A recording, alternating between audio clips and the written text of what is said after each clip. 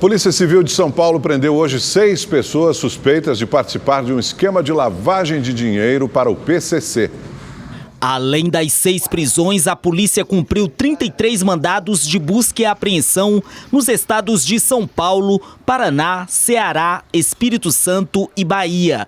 Com os criminosos, além de joias, notebooks, computadores e documentos, foram apreendidos 5 carros de luxo e uma quantia em dinheiro. No total, nós temos 6 presos,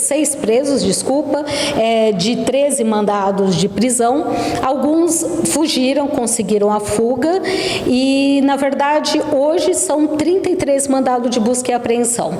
São 17 municípios do estado de São Paulo. A operação começou em 2020 após a apreensão de 1 tonelada de maconha e quase R$1.500.000 em espécie em uma mansão localizada em Guarulhos, na região metropolitana de São Paulo. Durante a investigação, os policiais descobriram que a lavagem de dinheiro com a venda de drogas era feita em restaurantes de luxo.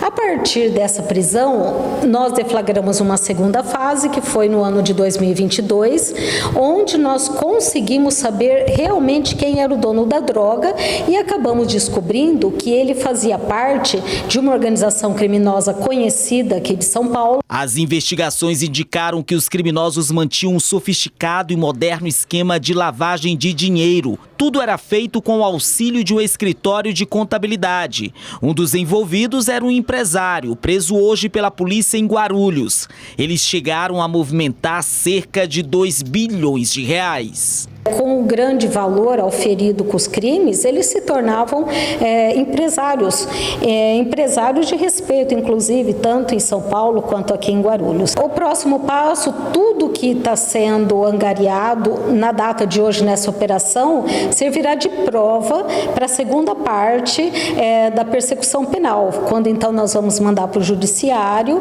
o promotor de justiça acusando o juiz e o que a gente espera é que haja uma condenação justa. A Secretaria de Ordem Pública e o Ministério Público do Rio de Janeiro demoliram uma mansão erguida de forma irregular na favela da Rocinha, na zona sul da cidade. A construção de luxo tinha 3 andares, cobertura e ocupava uma área de 600 metros quadrados com vista privilegiada no alto da comunidade. Os engenheiros da prefeitura estimam que foram investidos cerca de R$2,5 milhões na obra ainda não concluída. Com os agentes da Força Tarefa, o imóvel seria de uma das lideranças do crime organizado da região. A Polícia Civil e a Secretaria de Ordem Pública do Rio de Janeiro realizaram hoje uma operação contra um esquema de extorsão na Barra da Tijuca. O alvo era um servidor público. Agentes da Delegacia de Repressão às Ações Criminosas Organizadas e da Corregedoria da Secretaria de Ordem Pública do Rio cumpriram mandados de busca e apreensão em endereços ligados a Nelson Ribeiro Nascimento. Neste apartamento na Barra da Tijuca, foi ele quem abriu a porta. Polícia, tem uma ordem judicial. Nelson é servidor da Prefeitura do Rio e trabalha na Controladoria de Controle Urbano.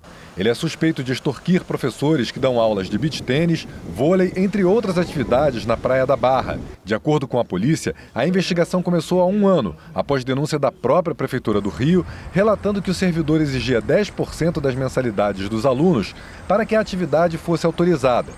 Ele ainda pedia a lista de presença dos participantes, alegando que o espaço estava sob supervisão dele. Quando o responsável negava, Nelson fazia uma falsa denúncia de ameaça na delegacia. Uma das vítimas chegou a pagar R$4 mil por mês. A polícia agora investiga o possível envolvimento de outros servidores. A Prefeitura do Rio disse que já instaurou um procedimento disciplinar que pode terminar em demissão do servidor e que Nelson foi afastado do cargo. O Superior Tribunal de Justiça determinou a prisão imediata de 3 condenados pelo crime que ficou conhecido como a chacina de Unai, no interior de Minas Gerais.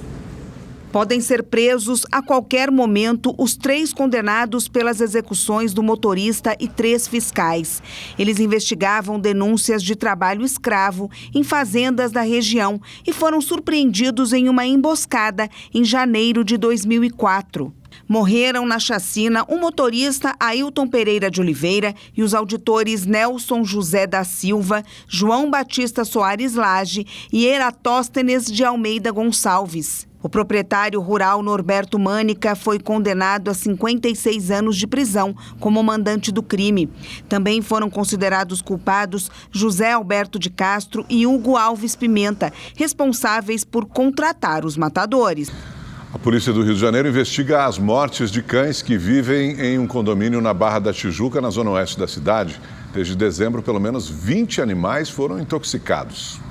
Hoje de manhã, a Delegacia de Proteção ao Meio Ambiente fez uma perícia no condomínio. Nos últimos 9 meses, pelo menos 20 cachorros foram intoxicados na Vila do Pan, que fica na Barra da Tijuca. 3 animais morreram. O caso mais recente foi o da cadelinha Baby, há 11 dias. Do nada ela começou a vomitar, só que aquele vômito que não saía quase nada. E ela vomitando, e aí ela deitou na grama e ficou. Aí eu falei, vamos, Baby. Puxei ela. Ela andou mais uns 5 metros e caiu no chão, toda mole. Corri para a clínica veterinária e deixei ela lá. 4h30 depois, eles me ligaram informando que ela tinha tido uma parada cardíaca e havia morrido. Willow teve os mesmos sintomas, mas sobreviveu. Os moradores desconfiam que a causa está em algum produto usado nas áreas comuns. Os 2 casos aconteceram logo depois de uma dedetização. Fomos para o veterinário nosso, né?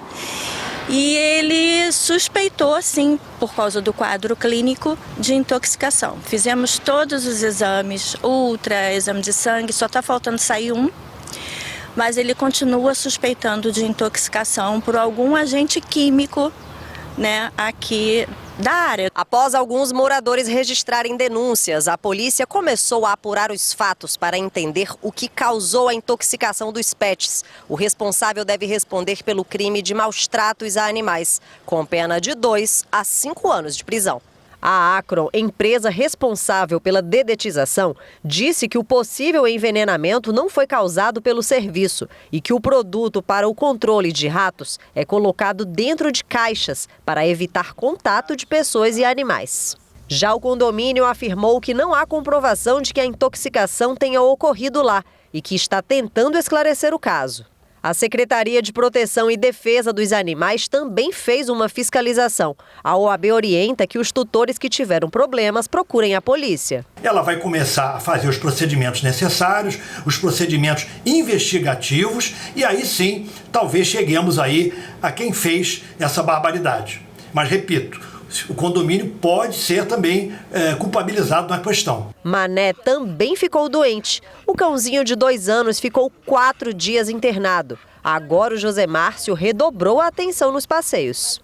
Toda vez que ele fica cheirando um pouco, a gente puxa a colheira já com medo de acontecer tudo de novo, porque, como eu disse, foi quase uma cena de filme de terror que aconteceu com ele, a gente ficou muito assustado mesmo e a gente não quer passar por isso de novo.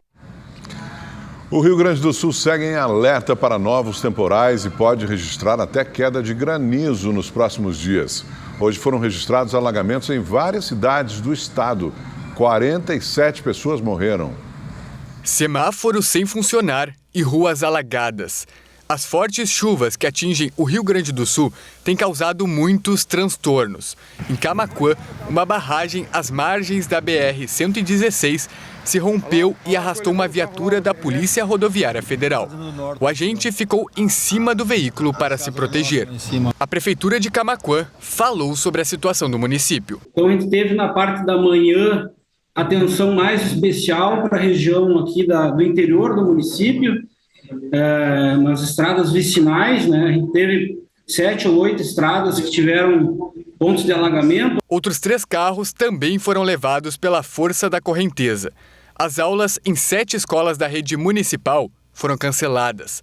Na capital gaúcha, ruas ficaram submersas e impediram a passagem dos moradores. Diversos motoristas precisaram achar alternativas para driblar a água. Aqui na Zona Norte, por exemplo, agentes da EPTC controlam a região para evitar maiores problemas. Nós teremos água represada até sexta-feira. Então, se eu pudesse dizer, assim com uma razoável precisão, que talvez o nosso pior dia será amanhã. Terminou há pouco a primeira parte do julgamento de um dos réus acusados de envolvimento nos ataques golpistas de 8 de janeiro. Ele é o primeiro dos 1.390 denunciados a ser julgado no STF. O repórter Igor Damasceno acompanhou a sessão e tem os detalhes para a gente, né, Igor? Boa noite para você. Oi, Gabriela, boa noite a você, também ao Augusto, boa noite a todos que nos acompanham. No primeiro dia, os ministros começaram a julgar o réu Aécio Lúcio Costa Pereira, de 51 anos. Ele trabalhava na Companhia de Saneamento Básico de São Paulo, a Sabesp, e, de acordo com as investigações, participou do quebra-quebra no Congresso Nacional. O relator, ministro Alexandre de Moraes, sugeriu condenação de Aécio com pena de 17 anos de prisão mais pagamento de multa por causa de 5 crimes, entre eles golpes de Estado e também associação criminosa. No entanto, o ministro revisor Cássio Nunes Marques discordou de Alexandre de Moraes. Ele sugeriu pena de 2 anos e 6 meses de reclusão em regime aberto, porque entendeu que não há elementos suficientes para determinar que o Aécio se associou a uma organização criminosa ou contribuiu com uma tentativa de golpe de Estado. A pena sugerida por Cássio Nunes Marques é com base apenas na depredação ao patrimônio público. Vamos acompanhar um trecho do voto do ministro. É possível que tenha havido associação criminosa entre parte dos invasores dos prédios que participaram dos atos de depredação. Porém, os supostos membros da associação deveriam ter sido apontados pela acusação como tais. De igual forma, não vislumbra elementos suficientes para a condenação pela prática do crime de golpe de Estado. Código Penal, artigo 359-M, pelo acusado. Bom, o julgamento de Aécio será retomado amanhã de manhã com o voto dos demais ministros da Corte. Depois da sentença dele, outros 3 réus serão julgados, um por vez. Nós preparamos uma reportagem sobre o voto do relator, o ministro Alexandre de Moraes. Ele não poupou críticas aos atos antidemocráticos de 8 de janeiro e aos invasores. Vamos acompanhar na reportagem. O julgamento começou com a leitura do parecer do relator, Alexandre de Moraes. O ministro exibiu imagens dos prédios depredados e chamou de negacionismo obscuro a tentativa da defesa de minimizar a gravidade dos ataques. Às vezes o terraplanismo e o negacionismo obscuro de algumas pessoas faz parecer que no dia 8 de janeiro tivemos um domingo do parque. Então as pessoas vieram, as pessoas pegaram um ticket, entraram na fila, agora nós vamos invadir o Supremo e vamos quebrar alguma coisinha aqui. Agora vamos invadir o Senado, agora vamos invadir o Palácio do Planalto. Presidente, é tão ridículo ouvir isso, que a Ordem dos Advogados do Brasil não deveria permitir. O relator julgou apenas um dos réus, Aécio Lúcio Costa Pereira. Ele foi preso em flagrante no plenário do Senado Federal, de onde gravou vídeos. Vai dar certo, não desistam, saiam nas ruas, parem as avenidas, dê corroboro para nós. O advogado de Aécio argumentou que Alexandre de Moraes adotou um tom político e que deveria se declarar suspeito. Segundo o advogado, o tribunal não teria competência para julgar o caso. Este tribunal, ele é ilegítimo para este julgamento.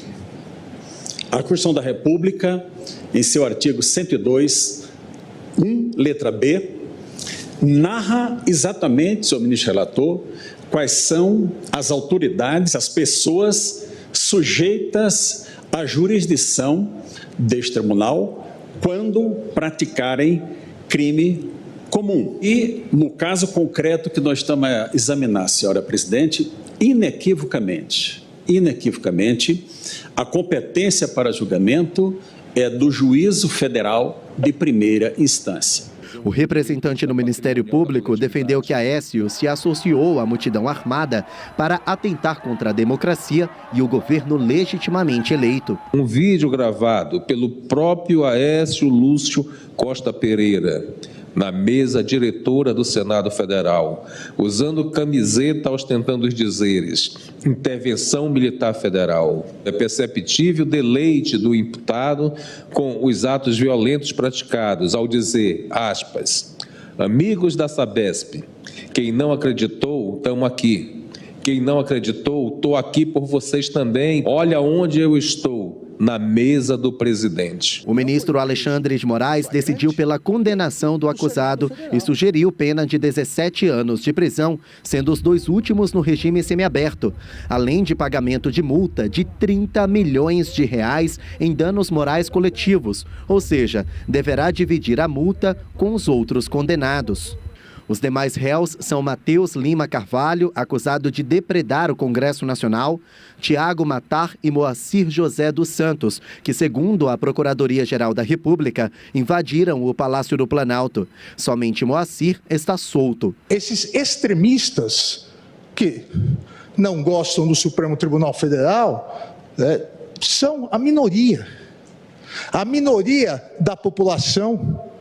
E isso ficou demonstrado nas urnas e isso fica demonstrado nos atos golpistas em que uma minoria praticou, e isso foi repudiado pela população brasileira. Apesar de estarem todos no mesmo inquérito, cada réu é julgado de forma individual. Outros 3 acusados vão ser julgados nesse primeiro momento. Se condenados, podem responder por associação criminosa, abolição violenta do Estado Democrático de Direito, golpe de Estado, dano qualificado e depredação do patrimônio. Ao todo, o plenário vai analisar 232 ações penais contra réus acusados dos crimes mais graves. O Conselho Nacional de Justiça determinou a quebra de sigilo bancário do desembargador aposentado Sebastião Coelho da Silva. Ele é suspeito de incitar os atos de 8 de janeiro e atua como advogado de defesa do primeiro réu a ser julgado no STF pelos atos golpistas. O Corregedor Nacional de Justiça, ministro Luiz Felipe Salomão, determinou a abertura de investigação com o objetivo de apurar se o desembargador Sebastião Coelho da Silva ajudou a financiar os atos antidemocráticos. A decisão foi baseada em comentários feitos pelo magistrado. Em agosto do ano passado, ao anunciar a aposentadoria do TRE do Distrito Federal, Sebastião Coelho da Silva disse que o ministro Alexandre de Moraes fez uma declaração de guerra ao país. Em novembro, já aposentado, o desembargador participou de ato no acampamento golpista em frente ao quartel-general em Brasília e voltou a atacar o ministro Alexandre de Moraes. O Corregedor Nacional de Justiça determinou a quebra do sigilo bancário de Sebastião Silva no período entre agosto de 2022 e 8 de janeiro deste ano. O desembargador tem 15 dias para apresentar defesa. Ele é o advogado de Aécio Pereira, primeiro réu a ser julgado pelos atos golpistas. No início do julgamento, Sebastião Silva disse que vai entregar os dados ao CNJ. Agora há pouco, há cerca de uns 40 minutos, eu fui informado que o Conselho Nacional de Justiça, através do eminente ministro Luiz Felipe Salomão, que todos saibam, eu estou aqui denunciando de público, abriu um procedimento disciplinar para apurar a minha conduta enquanto magistrado. Todos sabem que eu estou aposentado desde 16 de setembro do ano passado. Eu considero uma intimidação. Digo a Vossa Excelência, ministro Salomão, que Vossa Excelência tentou me intimidar, mas não intimida. Isso é tranquilo. O ex-deputado federal Roberto Jefferson vai a júri popular. A decisão é da juíza federal Abi Ilharco Magalhães, da primeira vara federal de Três Rios, no sul fluminense. Roberto Jefferson vai responder pela tentativa de homicídio de 4 policiais federais que foram à casa dele para cumprir uma ordem de prisão em outubro do ano passado.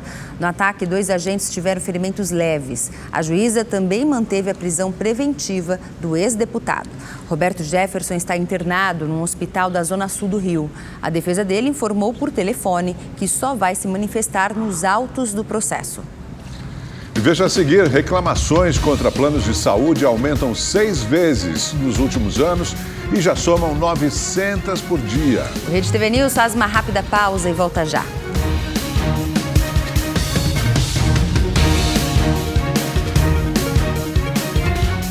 A ministra Rosa Weber, presidente do Supremo Tribunal Federal, liberou para julgamento a ação que pode descriminalizar o aborto até a 12ª semana de gravidez.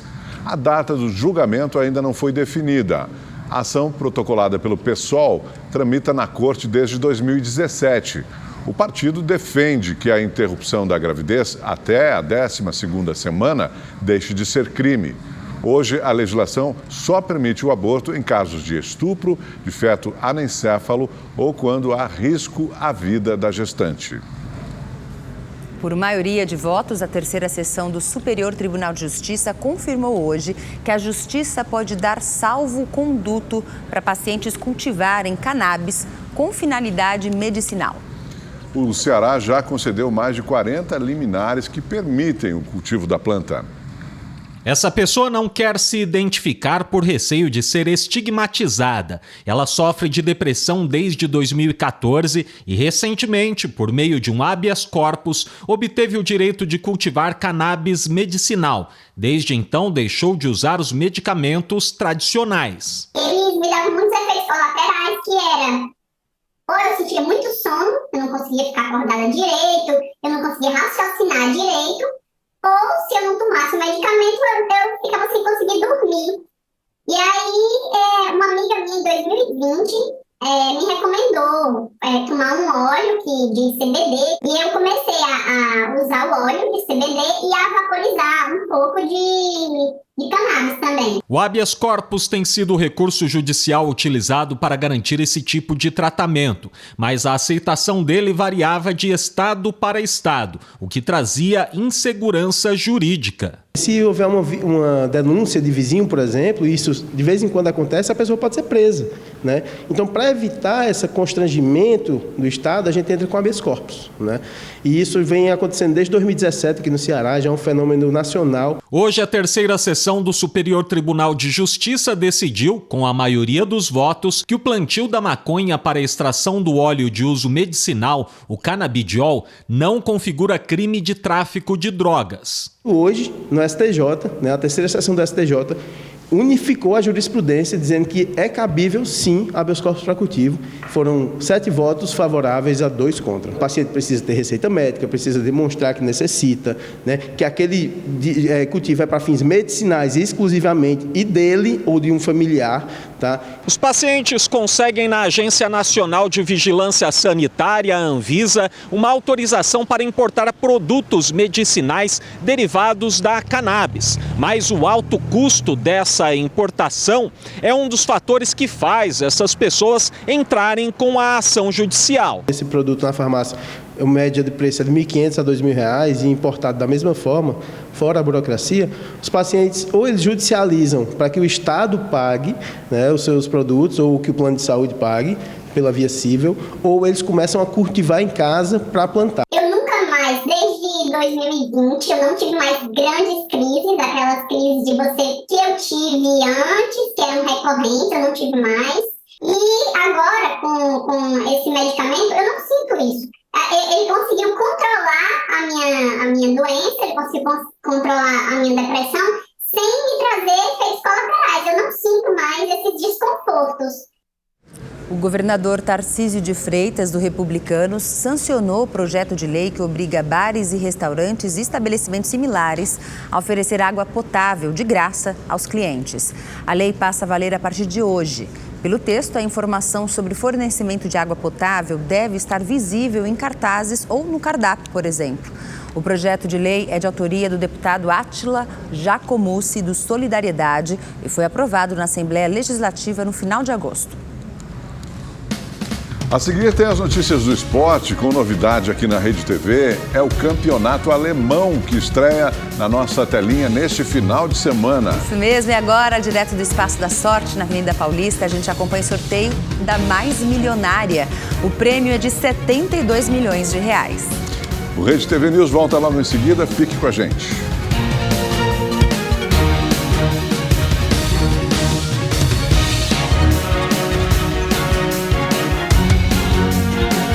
O governo de São Paulo tornou o Dia da Consciência Negra, comemorado em 20 de novembro, feriado oficial.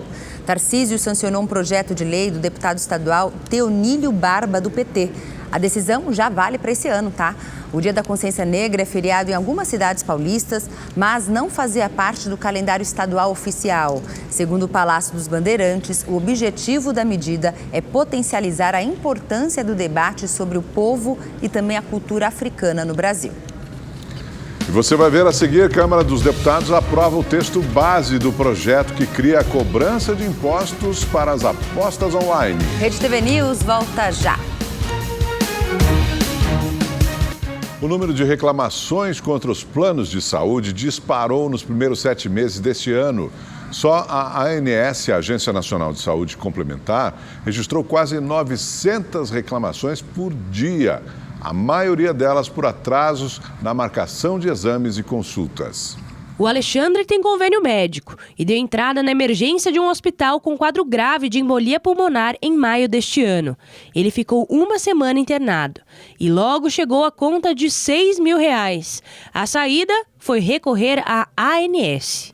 O que parece é que um lado está jogando para o outro, e aí que eu contatei a ANS para tentar resolver esse problema da melhor maneira, porque não acho justo eu ser cobrado por dose de remédio dado na emergência, que é prerrogativa do plano de saúde, que eu pago religiosamente já há mais de 2 anos. Segundo a Agência Nacional de Saúde, entre janeiro e julho deste ano, foram registradas mais de 185.000 reclamações, o equivalente a 900 por dia.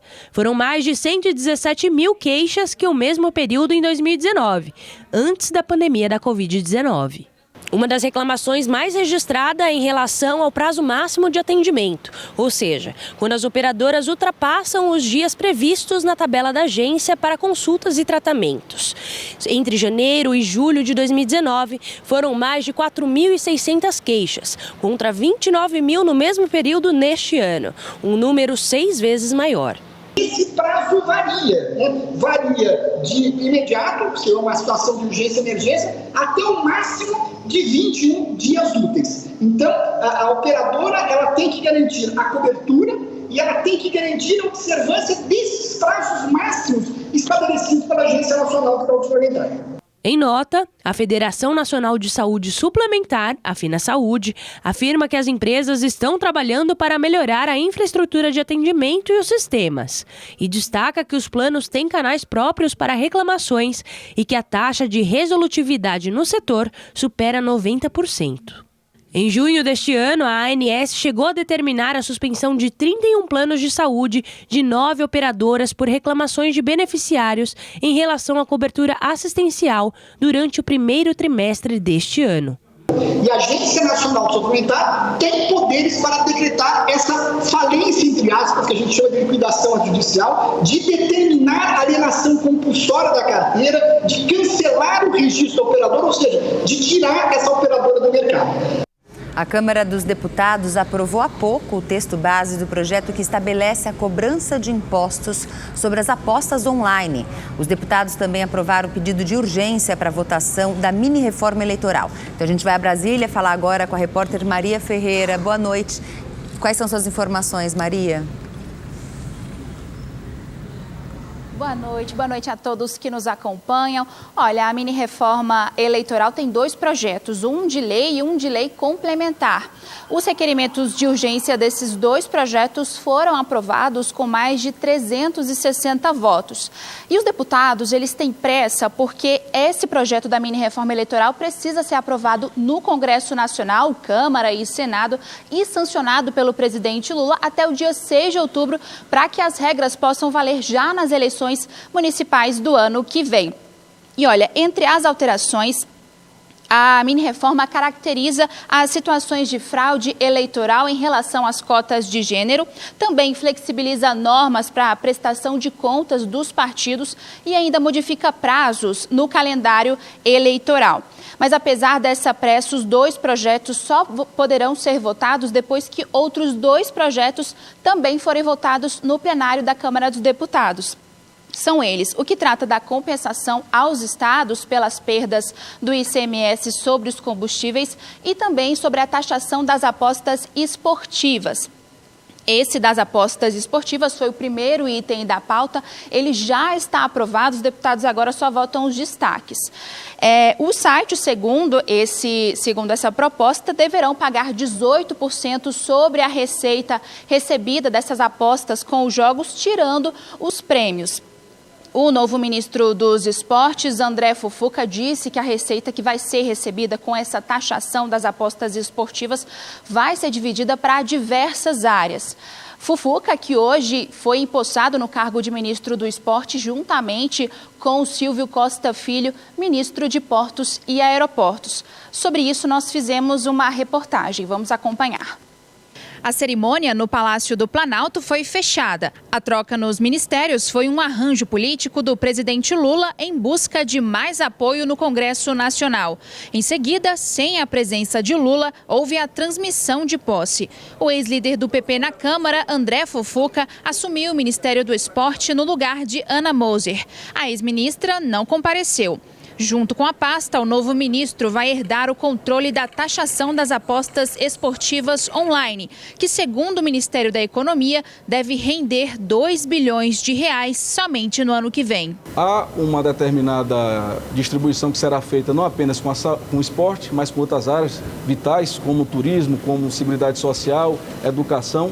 Isso é um consenso que há entre as lideranças da Casa, as lideranças da Câmara e do Senado, que são as mesmas que estão agora, nesse momento, fazendo o exercício da construção do MP. O deputado Silvio Costa Filho, do Republicanos, assumiu o Ministério dos Portos e Aeroportos no lugar de Márcio França, do PSB, que foi para o recém-criado Ministério da Micro e Pequena Empresa. Costa Filho assumiu com a promessa de tentar reduzir os preços das passagens aéreas. Nós vamos trabalhar sobre a orientação do presidente Lula para trabalhar ao lado das companhias aéreas para buscar uma redução no preço da passagem. Não é um desafio fácil, esse é um problema mundial da inflação hoje nos custos das passagens, mas vamos ter um desafio a trabalhar para buscar essa possibilidade. Pesquisa feita pela FEBRABAN, Federação Brasileira de Bancos, mostra que a aprovação do governo Lula cresceu em setembro e chegou ao maior patamar desde o início do ano. O levantamento mostra que 55% dos entrevistados aprovam esse terceiro mandato de Lula. Os que desaprovam somam 38%. 7% não responderam ou não sabiam responder. Na economia, a percepção de que o Brasil está melhor em 2023 avançou para 48%. Na última pesquisa, eram 41%. 33% acham que o Brasil está igual. 19% acreditam que o país piorou e 1% não respondeu ou não sabia responder. Ainda no cenário econômico, 59% dos entrevistados acreditam que o país vai melhorar até o final de 2023. Na última pesquisa realizada em junho, esse percentual era de 53%, o que mostra uma alta de 6 pontos percentuais. No mesmo levantamento, 18% acreditam que o país deve piorar e aqueles que não preveem mudanças totalizaram 20%. 3% não responderam ou não sabiam responder. A pesquisa também mostra que é grande o interesse do brasileiro pelo programa de renegociação de dívidas do governo federal, o Desenrola Brasil. Os números apontam que 73% dos entrevistados já aderiram ou têm interesse em participar do programa para renegociar seus débitos. 24% não têm a intenção de participar do programa. Não responderam ou não sabiam responder, totalizaram 2%. A pesquisa ouviu 2.000 pessoas com 18 anos ou mais em todas as 5 regiões do país. A margem de erro é de 2,2 pontos percentuais para mais ou para menos. O Rede TV News fica por aqui. Obrigado pela sua audiência. Uma ótima noite para você. Boa noite e até a próxima.